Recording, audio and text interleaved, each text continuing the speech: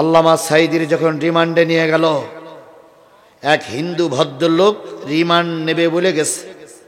যাওয়ার পরে উনি যেই দেখতেছে বড় হুজুর, রিমান্ডে যেই দেখতেছে বড় হুজুর মাথা নিচু করে মাটির পরে কপালটা লাগিয়ে কার সঙ্গে যেন গল্প করতেছে।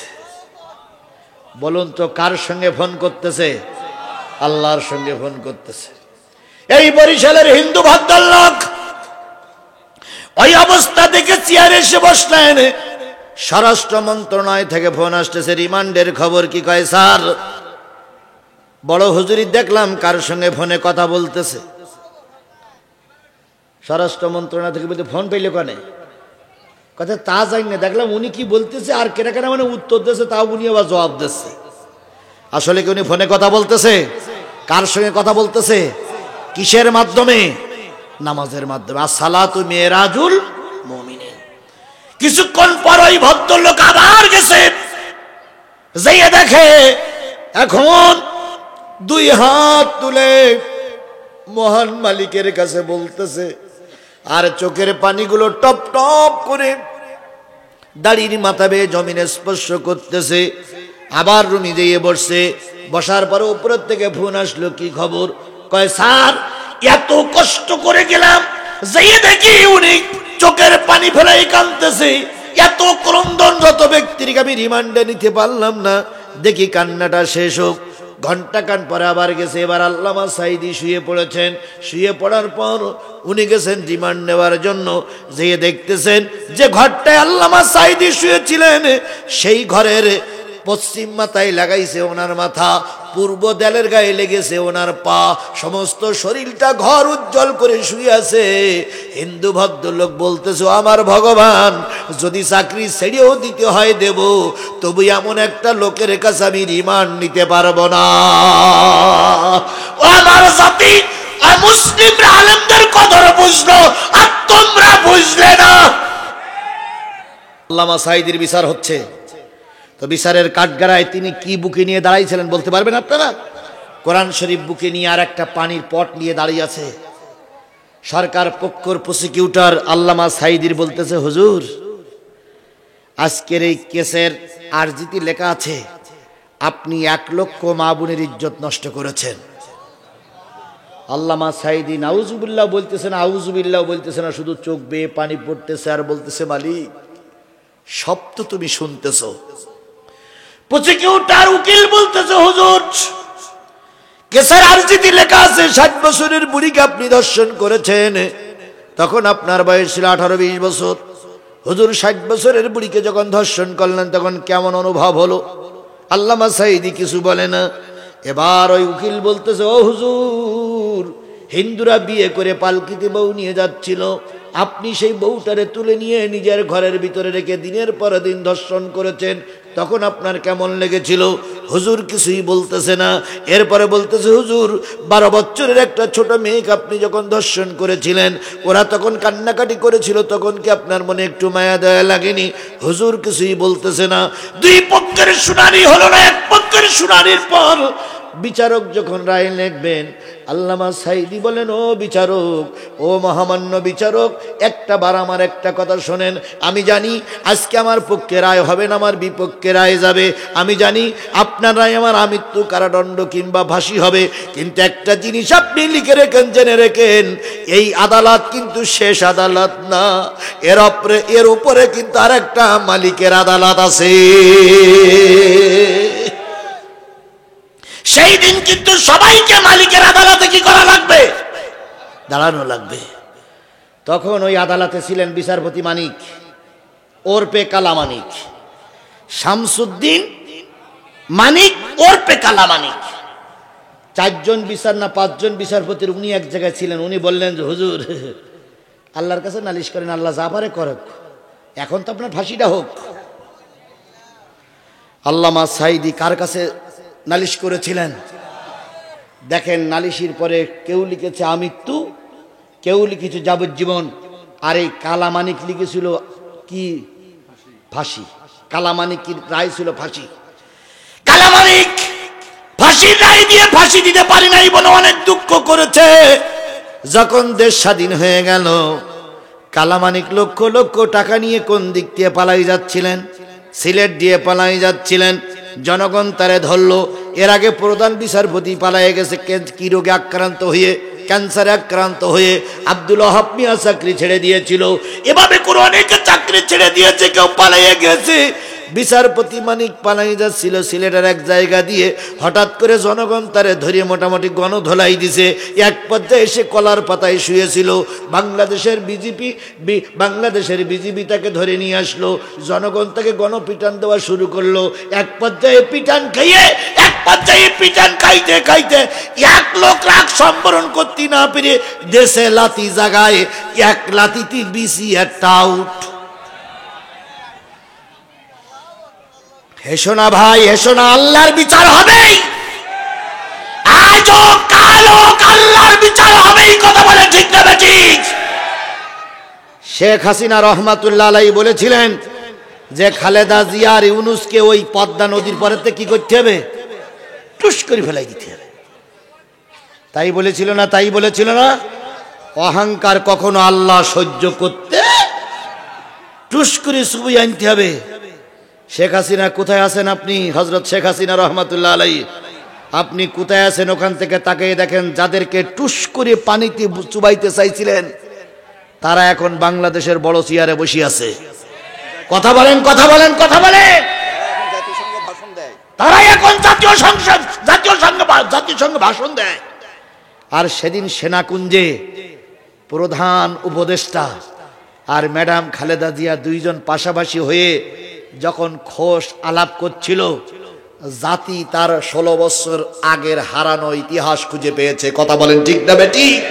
সুতরাং অহংকারীকে আল্লাহ কখনো মেনে নেয় না। তার চলন্ত প্রমাণ আল্লাহ নিজের হাতে দেখাইছে। কালামানিকের কি আউট? হ্যাঁ ছেলেরা, কালামানিকের কি আউট? BC out. কয়টা? একটা। এখন হাসপাতালে নিয়ে কোন রকম সেলাই টেলাই দিয়ে হাসপাতালের সবাই রেখেছে, বেডশিট দিয়ে ওপরে ঢাকা।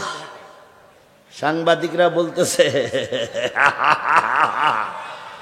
সাংবাদিকরা যে বলছে কালামানিক কই হাসিস কে?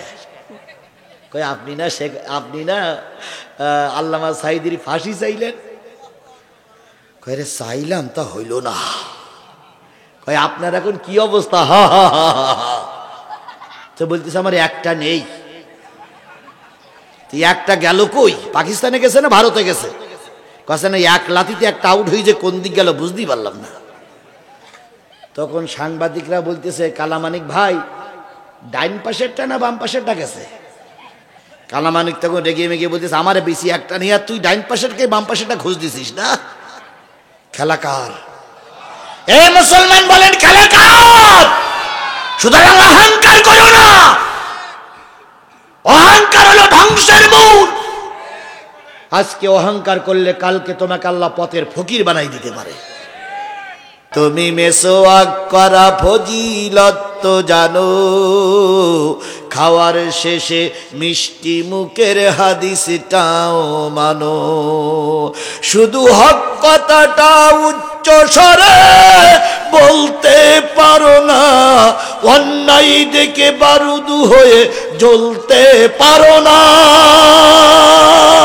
কেমন মুসলমান তুমি একটু বলো না, কেমন তোমার ঈমান একটু ভাবো না।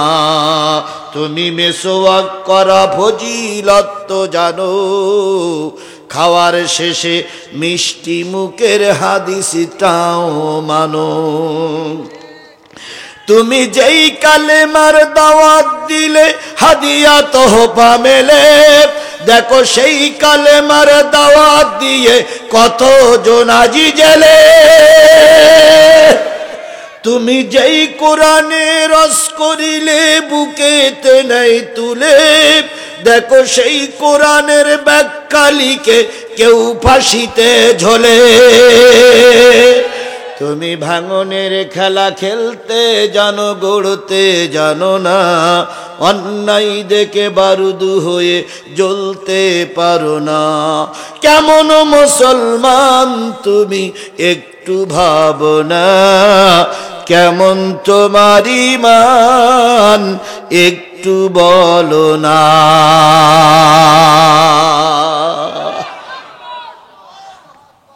আল্লাহ আমাদের রসুলের তরিকায় কবুল করুক। আর একটু জোরে বলেন আমিন, আরো জোরে বলেন আমিন। বাংলাদেশের অনেক আলেমেরা দাওয়াত দিয়ে বিমানে চড়ে, হজ করতে আসলে কিসে আসে? বিমানে আসে। আবার অনেক বক্তা হজ করে লাইট ডিভাইস দিয়ে পালিয়ে চলে যেতে হয়। অনেক বক্তার মাইক মুখ থেকে মাইক কেড়ে নেওয়া হয়, অনেক বক্তাকে মঞ্চের থেকে অপমান করে বের করে দেওয়া হয়। আবার অনেক বক্তা পুলিশি প্রোটোকল দিয়ে তারে বের করে দেয়। কথা বলেন ঠিক না ঠিক? এই বগুড়ার একটা ছোট্ট ঘটনা আমার মনে পড়ে, প্রায় জায়গায় আমি বলি।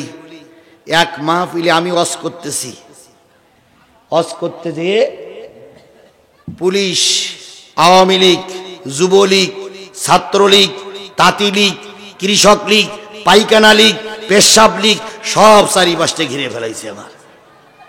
শুধু হেলমেট আর হেলমেট ছাড়া কিছুই দেখা যাচ্ছে না। আমার জীবনের কথা বলতেছি। চারিদিক থেকে ঘিরে ফেলেছে। বাংলাদেশ ইসলামী ছাত্র শিবির তোমরা করো আর না করো, ওটা জানার বিষয় নয়। শিবিরের সভাপতি আমার কানে কানে এসে বললেন, হুজুর আজকে বাঁচার মতন কোনো লাইন নাই। আমি কলাম কি বলতে চাও? কয় দেখেন হুজুর, ডাইনে বামে সব জায়গায় সব লীগ, সব লীগ। তো আমি চিন্তা করলাম যে আমার টাইম আছে আর 15 মিনিট।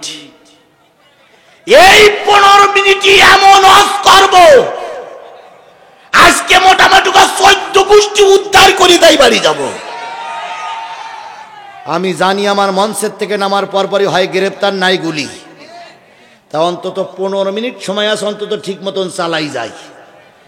5 মিনিট আগে ওই শিবিরের সভাপতি চিঠি লিখেছে, হুজুর আপনি মোনাজাত করার সময় দ্বিতীয় বক্তা মঞ্চে গেছে, অর্ধেক আপনি করবেন আর অর্ধেক দ্বিতীয় বক্তার কাজ দেবেন, দিয়ে আপনি চলে আসবেন, তারপরে দেখি আমরা কি করতে পারি। আমার জীবনের কথা বলছি, আমার জীবনের কথা বলছি। আমি ডাইনে তাকাই দেখি দ্বিতীয় বক্তা আমার ডাইন পাশে বসা। আমি মোটামুটি মোনাজাত করার আগে একটু বুদ্ধি খাটালাম যে ভাই, চোখ বন্ধ করে মোনাজাত করলে বেশি কবুল হয়। আপনারা যারা প্রশাসনের ভাইরা আছেন, বউ ছেলে মেয়ে বিয়ে বাচ্চা বাড়ি রেখে আসছেন, আসুন আমরা চোখ বন্ধ করে আল্লাহর কাছে একটু চাই। কারণ আল্লাহ সব দিতে পারে, আল্লাহ সব নিতে পারে। এখন বলার সাথে সাথে দেখলাম সবগুলো চোখ বন্ধ করল। আওয়ামী লীগ, যুবলীগ, ওসি, দারোগা সব চোখ বন্ধ করেছে। এবার আমি মোনাজাত শুরু করলাম। আমার জীবনের কথা বলছি, কোরআন শরীফ আমার সামনে। এবার মোনাজাত শুরু করেন, রব্বানা যালামনা আনফুসানা ওয়া ইল্লাম তাগফির লানা ওয়া তারহামনা লানাকুনান্না মিনাল খাসিরিন। ওসি সাহেব দেখি জোরে বলতেছে আল্লাহুম্মা আমিন। রব্বিরহামহুমা কামা, কামা পর্যন্ত আমি বলেছি। পাশে বসে আছে কোন বক্তা? দ্বিতীয় বক্তার কাছে দিচ্ছি। দ্বিতীয় বক্তা শুরু করেছে, রব্বায়ানি সগীরা রব্বানা আতিনা। দ্বিতীয় বক্তা শুরু করেছে, আমি কামা পর্যন্ত বলে মাইকটা দিয়ে আস্তে করে চলার দিক থেকে চলে গেছে। এদিকে দ্বিতীয় বক্তার বলি দেওয়া হয়েছে মোনাজাত করবা কমপক্ষে 15 মিনিট। হুজুরি যেন সেই ফাঁকে আমরা বের করে নিয়ে যেতে পারি। এখন মায়াবী কণ্ঠে দ্বিতীয় বক্তা মোনাজাত করতেই আছে। আমাকে ওরা নিয়ে বাউন্ডারির বাইরে যখন গেছে, তখন হুজুর মোনাজাত ছেড়ে দিয়েছে। ছেড়ে দেওয়ার সঙ্গে সঙ্গে ওসি সাহেব চোখ আলগা করে ধরিছে এক হাত, দারোগা ধরিছে আর এক হাত দ্বিতীয় বক্তার। এই হুজুর এতক্ষণ কি ওয়াজ করলেন আপনি? এ কি ওয়াজ হইল না সরকারের গালিগালাজ করা হইল? তা দ্বিতীয় বক্তা বলতেছে, কারে কি বলতেছেন আপনি? আপনি কার হাত ধরেছেন? তা বলতেছে, আপনি জিহাদি না? দ্বিতীয় বক্তা বলতেছে, এই মঞ্চে যতগুলো লোক আছে বলুক দেন, আমি কি জিহাদি? তা ওসি সাহেব যুবলীগের, ছাত্রলীগের, যুবলীগের লোকের কাছে জিজ্ঞেস করতে, এ লোককে দ্বিতীয় বক্তা। তা সে প্রধান বক্তা গেল কই? আমার জীবনের কথা বলছি, বানানো গল্প দিয়ে আপনাদের আমি খুশি করতে চাচ্ছি না, দুঃখ দিতে চাচ্ছি না। তখন দ্বিতীয় বক্তা বলতেছে, স্যার তা আমি জানি না, আমার কাছে বললে আপনি মোনাজাতটা করে দেন। আমি মোনাজাত করছি, ও লোক যে কোন দিক থেকে গেছে আল্লাহই ভালো জানে। তখন উনি মঞ্চে দাঁড়িয়ে এসপি সাহেবের কাছে ফোন দিয়ে বলতে, স্যার সারা দুনিয়ার পুলিশ যদি আপনি নিয়ে আসেন এ লোকে ধরা সম্ভব না। এসপি সাহেব বলতে, কেন? বলতে, ইয়ে হইল জেন হুজুর, আমরা পাশে বসে আছি স্যার, টেবিলের পরে পিস্তল, স্যার মোনাজাত শুরু করলো, বললো চোখ বন্ধ করে মোনাজাত করে। আমরা স্যার চোখ বন্ধ করে মোনাজাত করে চোখ খুলে দেখি সে লোক নেই, অন্য লোক মোনাজাত করতে। স্যার তাহলে এর কি ধরা সম্ভব? স্যার আপনি বলেন আমার দ্বারা ধরা সম্ভব না। আপনারা তো হেসে কাটাই দিলেন। বলুন তো ওই চেয়ারে যদি আপনি থাকতেন, সময়টা কত কত কত বিপদের সময় গেছে। ওরা যদি সেদিনকে আমাকে ধরে নিয়ে যেতে পারত, তাহলে বলুন আমার অবস্থা কি হতো। সেই দিন হেফাজত করেছে কে? আরো জোরে বলেন, সেই দিন হেফাজত করেছে কে? সেই আল্লাহ এখনো আছে না নাই? তাহলে আমাদের জীবনের সব কিছু সারেন্ডার করব কার কাছে? আল্লাহর কাছে।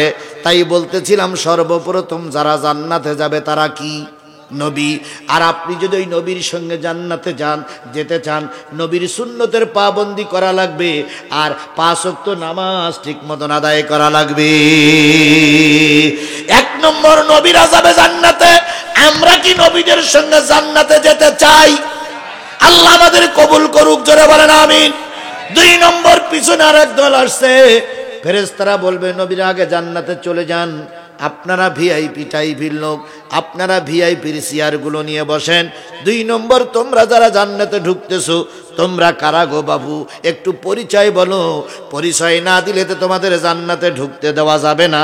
তখন ওই লোকেরা বলতেছে, ও সিদ্দিকিন, আমরা যারা জান্নাতে যাওয়ার জন্য নবীদের পিছনে দাঁড়ায় আছি, আমরা হলাম সিদ্দিক। কারা? সিদ্দিক মানে কি?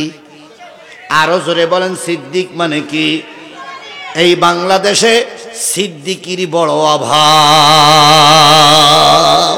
অনেক লোকের নাম সিদ্দিক আছে, কিন্তু নাম আবু জেহেলের চাইতে, কারবার আবু জেহেলের চাইতে খারাপ। প্রায় মাহফিলে গিলে কে কোন দলের, তা আমার আর বলতে কি ধরা খেয়ে যাইতে কিনা আল্লাহই ভালো জানে। প্রায় আগে মাহফিলে গেলে আওয়ামী লীগের লোকজন অতিথি হইতো, আমাদের বসাই রেখে ওনারা আধা ঘন্টা ওয়াজ করতো। প্রায় ওয়াজে বলতো, আমরা কি মুসলমান না? আমরা কি নামাজি না? আমার ম্যাডাম 5 ওয়াক্ত নামাজ পড়ে, আমার ম্যাডাম 30-40 রাকাত তাহাজ্জুদ পড়ে, আমার ম্যাডাম প্রতিদিন সকালবেলা উঠে যায় নামাজ খোঁজে।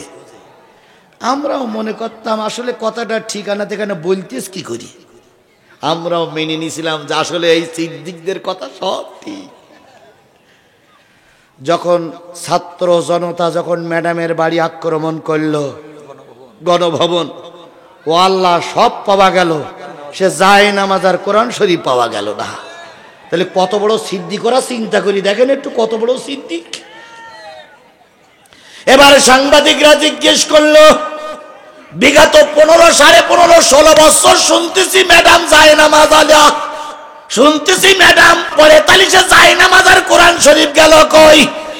আওয়ামী লীগের লোকজন বলতেছে, ম্যাডাম এত ধর্মভীরু, যাওয়ার সময় যায় নামাজ আর কোরআন শরীফ বগলে করে নিয়ে চলে গেছে। তাহলে এরাই হলো সবচেয়ে বড় সিদ্দিক, এরাই হলো সবচেয়ে বড় মিথ্যাবাদী, এদের চাইতে বড় মিথ্যুক, এদের চাইতে বড় প্রতারক আমার সমাজে আর কেউ ছিল বলে আমার মনে হয় না। কথা বলেন, কথা বলেন, কথা বলেন, কথা বলেন, ঠিক না ঠিক? এখন যদি ফেরাউনও বেঁচে থাকতো তাহলে ওই মরা ফেরাউন এই ব্যক্তির কাছে আত্মসমর্পণ করে বলতো, আমার চাইতে তুই বেশি কাজ করেছিস, তুই আমার বস।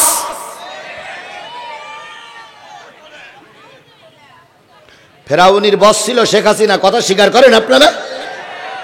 কারণ ফেরাউনও এত লোক মারিনি, ফেরাউনও এত জালেম হয়নি, ফেরাউন এত হিটলার হয়নি, এই ফেরাউনের চাইতে আরো এক ধাপ উপরে উঠেছে। আর এই কথা বলার পরে দেখেন কিছু লোকের মুখ টুক কালোই হোক। বিগত 16টা বছর আমাদের পরে নির্যাতন চালিয়েছ, কথা বলেন ঠিক না ঠিক? বাংলাদেশ নয়, গোটা পৃথিবীর মানুষ জানে বগুড়ার মাটি বিএনপির ঘাঁটি। এটা আপনি স্বীকার করেন আর নাই করেন, আপনি দল করেন আর নাই করেন, বগুড়াতে জামাত শিবিরের আখড়া, এর ভিতরে কোন রকম সন্দেহ নাই। আওয়ামী লীগ যদি সুষ্ঠু নির্বাচন হয় আর আওয়ামী লীগের কোন নেতা কর্মী যদি এমপি ইলেকশনে দাঁড়ায়, আমি সাদা কাগজে লিখে দিতে পারি জামানত হারাবে এরা।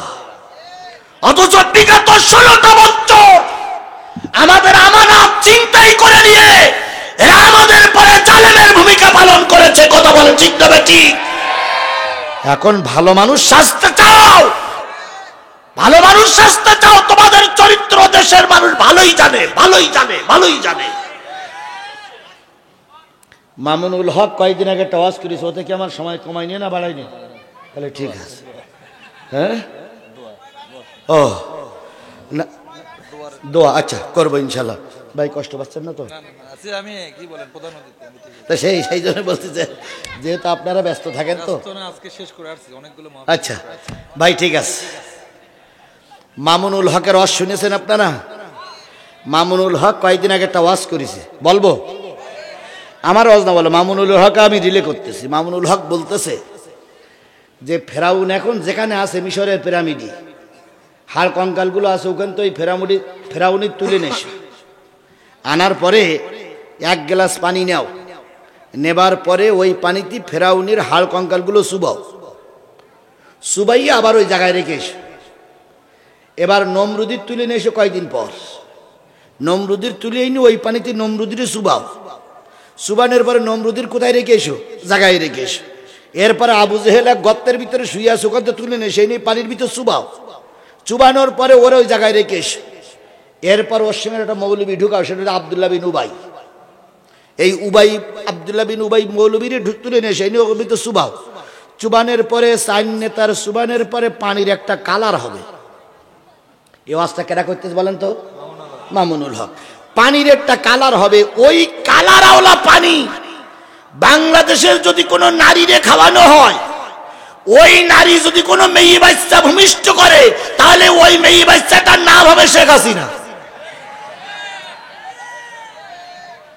আচ্ছা, এই হাজারো জনতা, আপনারা কি মামুনুল হকের সঙ্গে একমত? এই কথা বলেন একমত? এইবার উনি যে কিভাবে বলিস ওটা উনি বুঝুক, কিন্তু আমি স্পষ্ট করে বলতে পারি এই 16 বছর যে মেয়ে লোকটা আমাদের জ্বালাইছে, ফেরাউনি সেই খারাপ, এ নমরুদির সেই খারাপ, কথা বলেন ঠিক না ঠিক? এ আবু জেহেলের চাইতে খারাপ।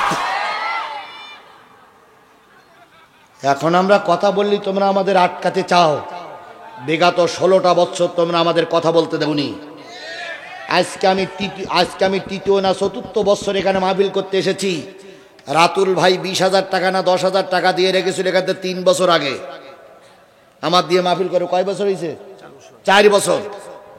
প্রতি বছর কয় হুজুর এই বছরই করব, ঠিক সপ্তাহখান 15 দিন আগে কয় হুজুর লাইন খারাপ।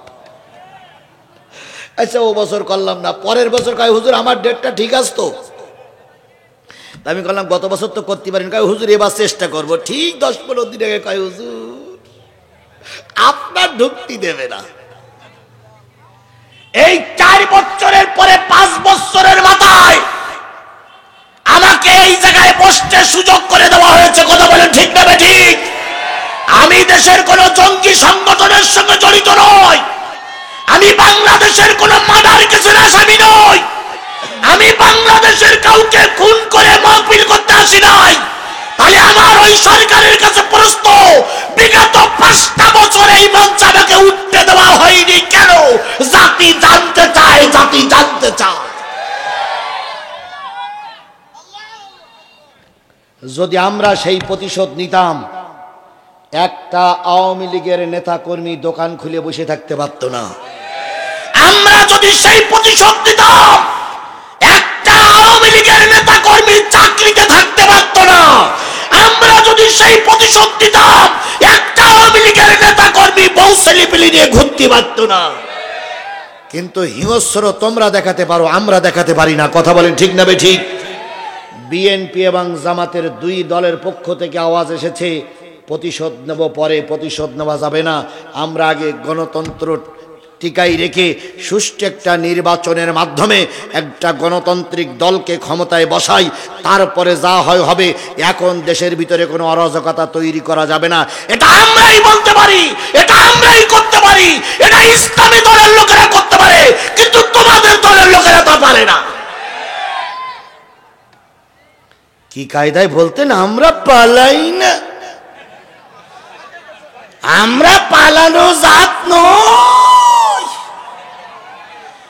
শেখ হাসিনা পালাই না, এখন পালিয়ে গেছে না আছে? কথা বলেন, পালিয়ে গেছে না আছে? খালেদা জিয়ার নামে মামলা হয়নি? খালেদা জিয়া কি দেশ ছেড়ে পালাই গেছিল? বাংলাদেশ জামাত ইসলামের নেতা কর্মীরা ফাঁসিতে ঝুলিনি? নেতা কর্মীদের নিয়ে জামাত ইসলাম কি পালাই গেছিল? আমরা এরশাদের জানিও একটা মুনাফিক, কিন্তু এরশাদও কিন্তু তার দলবল নিয়ে পালিয়ে যায়নি। আর তোমাদের দল পালায় না। একবার ছাত্ররা ধাক্কা দিয়েছে, টোপলা টুপলি গোছাই নিয়ে চলে গেছো। বাংলাদেশের সবচেয়ে পালানো দল হলো তোমরা। ভালো হয়ে যাও, ভালো হয়ে যাও মাসুদ তুমি, এ কথা কে বলবে আর?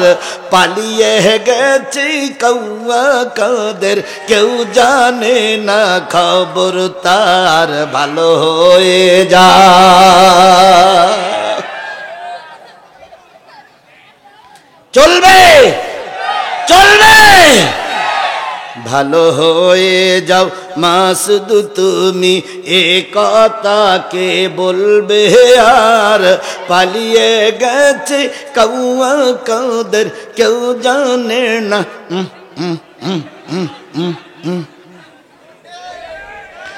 ফকরুল সাহেব আপনার বাসায় কৌয়া কাদের গেছেননি, ঠাকুর গায়ের বাসায় আপনি থাকতে তারে দেশনি। তার সাথে যে হিসাব বাকি, তার সাথে যে হিসাব বাকি, হায় হায় আছে কোটি জনতার। পালিয়ে গেছে কৌয়া কাদের, কেউ জানে না।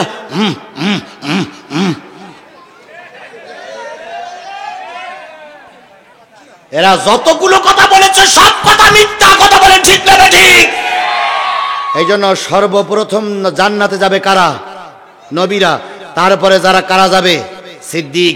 আমাদেরকে সত্যবাদী হতে হবে। কথা বলেন, কি হওয়া লাগবে? সত্যবাদী হওয়া লাগবে। সত্যবাদী ছাড়া জান্নাতে যাওয়া যাবে না। বলুন তো, পৃথিবীর কোন নবী রাসূল মিথ্যার আশ্রয় নিয়েছিলেন? কোন সাহাবী আজমাইনগণ মিথ্যা কথা বলেছেন? কোন হক্কানি আলেম, যারা ভালো ভালো আলেম, তারা মিথ্যার আশ্রয় নিতে পারে? যারা ধর্মের পক্ষের লোক, যারা দিন কায়েমের পক্ষের লোক, তারাও মিথ্যা কথা বলতে। সুতরাং আজকের এই মাহফিল থেকে আপনি যদি জান্নাতে যেতে চান, আপনাকে কি হতে হবে? সিদ্দিক হতে হবে। বলুন তো, এই সিদ্দিক একজন নামের উপাধি, সেই লোকটার নাম কি? সিদ্দিক একজন নামের লকব, সেই লোকটার নাম হলো আবু বকর সিদ্দিক। আল্লাহর নবী মেরাজে গিয়েছিলেন, মেরাজ থেকে এসে যখন মক্কার ময়দানে দাঁড়িয়ে মেরাজের গল্প করতেছেন, মেরাজের কথা বলতেছেন, আবু জেহেল সেখানে উপস্থিত, আবু সুফিয়ান উপস্থিত, আবু লাহাব উপস্থিত, উতবা সাইবা মুগীরারা উপস্থিত। এবার যখন আল্লাহ নবী মেরাজের ঘটনা বর্ণনা করতেছেন, আবু জেহেল ডাক দিয়ে বলতেছে, এতদিন ছিল নবী হাফ পাগল, আজকে হয়ে গেছে নবী ফুল পাগল। সত্য কথা বললে ফুল পাগলেই হওয়া লাগে। সাবেক প্রধান বিচারপতি জাইন আল্লামা সাঈদীর পক্ষে রায় লিখবে বলে চিন্তা ভাবনা করলো, সেই সাবেক প্রধান বিচারপতিরে কি রোগে আক্রান্ত করা হইল? ক্যান্সার। সরকার বলে দিল আপনার ক্যান্সার ধরা পড়েছে। এসকে সিনা কয় রোগ হইল আমার, আমি জানলাম না, তুমি সরকার জানলে কি করে? সরকার তখন বলতেছে সাঈদীর ফাঁসির রায় তুমি লিখলে না, এই জন্য তোমার ক্যান্সার ধরা পড়েছে। তাহলে সত্য কথা বললেই সে তখন কি পাগল হয়ে যায়? ফুল পাগল হয়ে যায়। যতক্ষণ ওদের পক্ষে মেনে নিয়ে কথা বলা হয় ততক্ষণ থাকে হাফ পাগল, আর যেই না সত্য কথা বলা হয় সেই হয়ে যায় কি পাগল। আবু জাহেল বলতেছে নবী এতদিন ছিল হাফ পাগল, আজকে কি পাগল? ফুল পাগল। তো নবীজি বর্ণনা করে চলে গেছে, এরা সবাই আবু বকরের বাড়ি যাচ্ছে। আবু বকর রসুলের পক্ষে খুব গান গায়। আবু বকরে ডেকে বলতেছে শুনেছো? কয় কি? কয় তোমার নবী এতদিন ছিল হাফ পাগল, আর আজকে তে ফুল পাগল। তা আবু বকর বলতেছে তার মানে? কয় শুনুনি। কয় কি? কয় তোমার নবী বর্ণনা করতেছে আজকে মেরাজে গেছিল, রাতের কিছু অংশ সময় ফুল ডাক না, কিছু অংশ সময় দিয়ে জান্নাত দেখেছে, জাহান্নাম দেখেছে, ফুলসুরাত দেখেছে, মিজান দেখেছে, হাসর দেখেছে, আল্লাহর সঙ্গে গল্প করেছে, আমাদের জন্য কিছু নিয়ে আইছে, আল্লাহরে কিছু দিয়ে আইছে। এত কিছু দেখে আবার দুনিয়া এসে দেখতেছে উজুর পানি তখনও গড়িয়ে যাচ্ছে। তা তোমার নবী বলো এ নবী হাফ পাগল না ফুল পাগল? আবু বকর সিদ্দিক রাদিয়াল্লাহু তাআলা আনহু মাথাটা নিচু করে বলতেছে, আবু জাহেল কথাটা কি নবী বলেছে না তুমি কারোর কাছে শুনেছ? আবু জেহেল বলতেছে আমি নিজে কানে শুনে এসেছি, রসুল নিজেই বলেছে আমার সাথে। আবু বকর সিদ্দিক দাঁড়িয়ে বলেন, আবু জাহেল রে, উতবা সাইবা মুগীরা রে, ভালো করে শোন, রসুল যদি জবান থেকে কথা বলে থাকে, আমি আবু বকর এখনো রসুলের কানে মুখে শুনি নাই, তবে তোমাদের কথা যদি সত্য হয়ে থাকে আমি এই কথা সত্য বলে মেনে নিলাম, কারণ রসুল জীবনে কোনোদিন মিথ্যা কথা বলিনি। আজকে বিপদের দিনে দাঁড়িয়ে আমার নবী মিথ্যা কথা বলতে পারে না।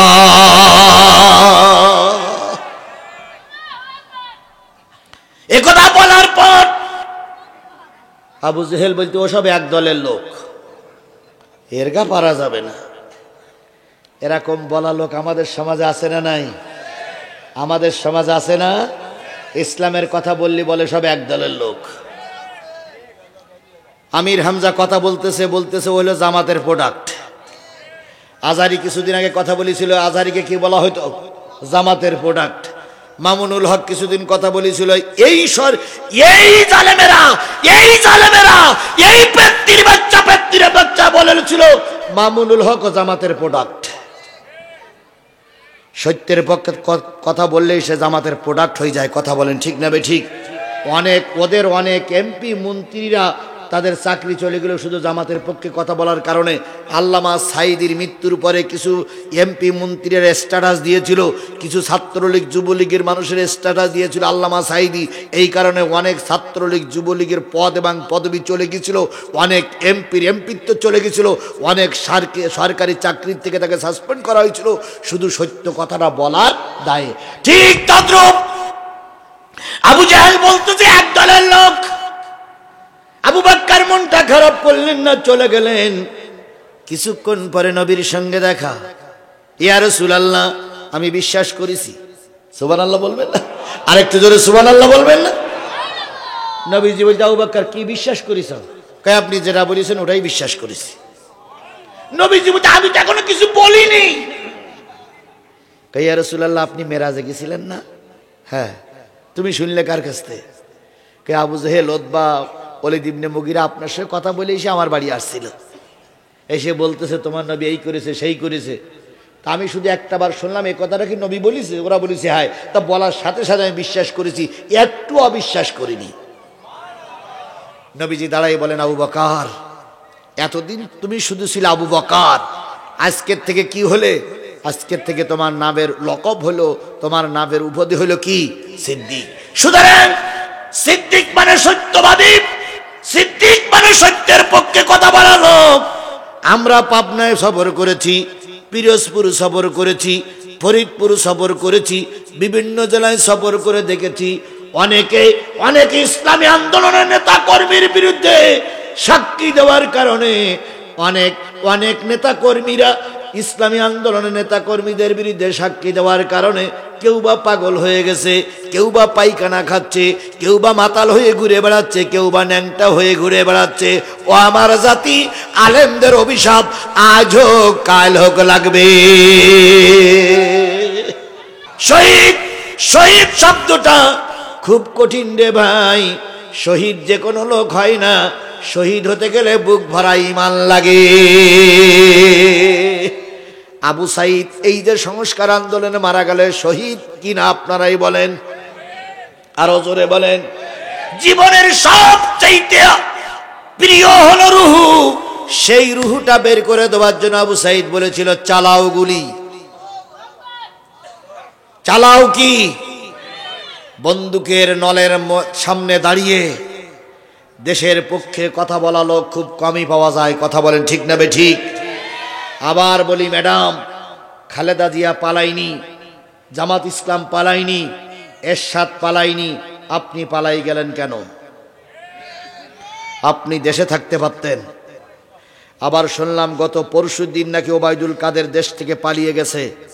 আমি বগুড়ার এই মাটিতে দাঁড়িয়ে সরকার কাছে জানতে চাই, এই 5.5 মাস নিশ্চয়ই কোনো জামাত, বিএনপি অথবা পুলিশ অথবা কোনো র্যাব হেডকোয়ার্টারে অথবা সেনাবাহিনীর ছত্রছায়ায় ওবায়দুল কাদের ছিল। সুতরাং যাদের আন্ডারে ছিল তাদেরকে খুঁজে খুঁজে বের করে তাদেরকেও বিচারের আওতায় আনা লাগবে। এই দুশমনকে যে ব্যক্তি জায়গা দিয়েছিল সে জাতির কাছে দুশমন। কথা বলে ঠিক না বেঠিক? এ কখনো দেশপ্রেমিক হতে পারে না। বলুন তো, শহীদ বগুড়ার মাটিতে শহীদ আছে না নাই? আরো জোরে বলেন, শহীদ আছে না নাই? আমি যতটুকু জানি বগুড়ার এমন কোন ইউনিয়ন নেই যে ইউনিয়নে বিএনপি এবং জামাত শিবিরের নেতারা শুয়ে নাই। এদেরকে অন্যায়ভাবে গুলি করে করে মারা হয়েছে। কথা বলেন ঠিক না বেঠিক? এদেরকে রাজপথে গুলি করে মারা হয়েছে। এই জাজিদুল হক কলেজে এখানেই শহীদ রুহানিরে মারা হয়েছিল সম্ভবত। এভাবে করে প্রতিটা আনাচে কানাচে শহীদের রক্ত পড়ে আছে। আর একটা জিনিস মনে রাখবেন, শহীদের রক্ত যে মাটিতে পড়ে আজও কালো সেই মাটি কোরআনের ঘাঁটিতে রূপান্তরিত হয়ে যায়। সিরিয়ায় দীর্ঘ 40-54 বছর ধরে রক্ত পড়েছে।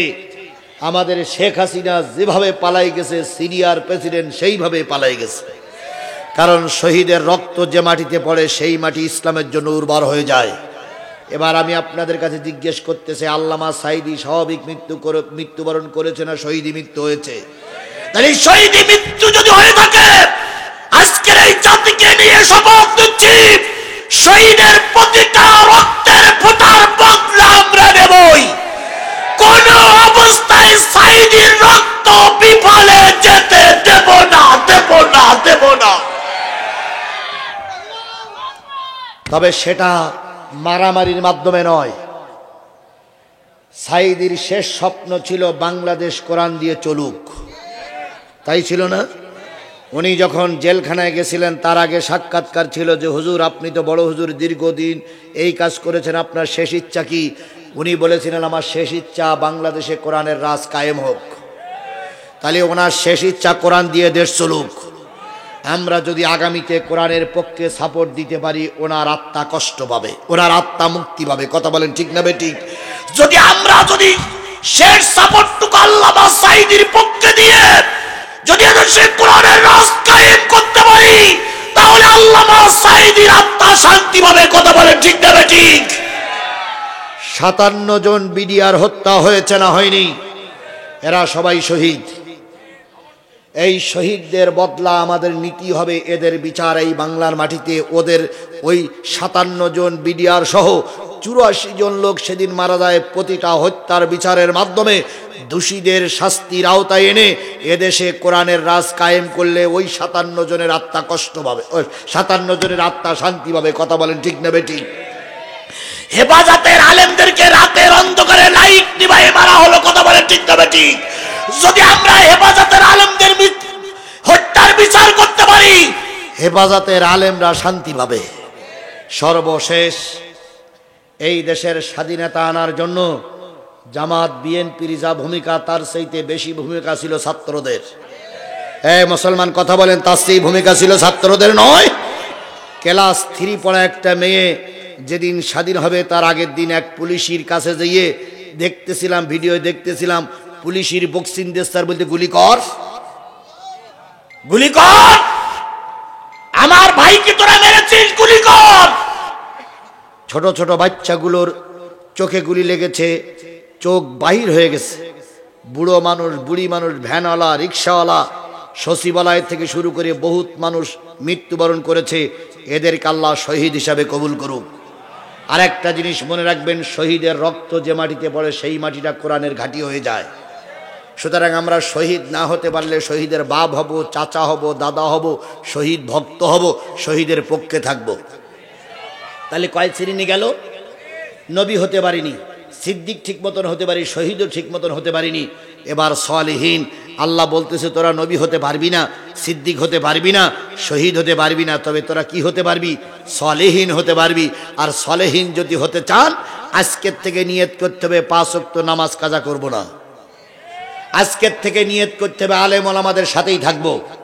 আজকের থেকে নিয়ত করতে হবে মসজিদ মাদ্রাসার পক্ষে থাকবো। আজকের থেকে নিয়ত করতে হবে ধর্মের পক্ষে থাকবো। ধর্ম বিরোধী যারা, তারা কখনো সালেহীন হতে পারে না। আমরা সালেহীনদের পক্ষে থাকবো। আমরা সালেহীন হয়ে মৃত্যুবরণ করতে চাই। আপনারা কি আমার সঙ্গে একমত? তাহলে আল্লাহরে দেখাই দেন যে আমরা সালেহীন হয়ে মৃত্যুবরণ করতে চাই। আয় আল্লাহ, হাত উঁচু করে রাখেন। আয় আল্লাহ, আয় আল্লাহ, হাত উঁচু করে রাখেন। আয় আল্লাহ, 2 ঘন্টা, আপনার বলা লাগবে না, 2 ঘন্টা আমি আলোচনা করে সর্বশেষ ছোট বড় আবাল বৃদ্ধ বনিতা কমিটি প্রধান অতিথি সহ সবাই মিলে আমরা তোমার কাছে আত্মসমর্পণ করছি। মাবুদ, তুমি আমাদের হেদায়েত নসিব করে দাও। মৃত্যুর আগ পর্যন্ত কোরআনের পক্ষে থাকার তৌফিক দিয়ে দাও। আমাদের সবাইকে 5 ওয়াক্ত নামাজি অবস্থায় মৃত্যুবরণ করার তৌফিক দিয়ে দিও। দয়া করে আমাদের দোয়াগুলো কবুল করে নাও। দয়া করে আমাদের দোয়াগুলো কবুল করে নাও। দয়া করে আমাদের দোয়াগুলো কবুল করে নাও। হাত নামান। ওমা তৌফিকি ইল্লা বিল্লাহ ওয়া আখিরু দাওয়ানা আলহামদুলিল্লাহি। বন্ধুগণ, এতক্ষণ পর্যন্ত প্রধান অতিথি প্রায় 50 মিনিট বসে বসে কোরআনের আলোচনা শুনেছে। উনি যদি 5টা মিনিট কথা বলে, ওনার কথা যদি না শোনা হয়, তাহলে নিশ্চয়ই ওনার সঙ্গে আমাদের খারাপ আচরণ করা হবে। আমি যদি আরো 10টা মিনিট কথা বলতাম, আপনারা শুনতেন না? তাহলে প্রধান অতিথি আমার ভাই, তিনি মেহমান, আমি জানি তিনি ডাইনবোলাকের লোক। এই ব্যক্তি যতক্ষণ কথা বলবে আমি তার কথার সময় নির্ধারণ করে দেব না। তবে উনি জ্ঞানী ব্যক্তি, কতক্ষণ কথা বলবো উনি জানেন। তবে আমরা তার কথার ভিতরে ডিস্টার্ব করবো না, অল্প একটু সময় দেবো ইনশাআল্লাহ। ঘোষক ঘোষণা দেন।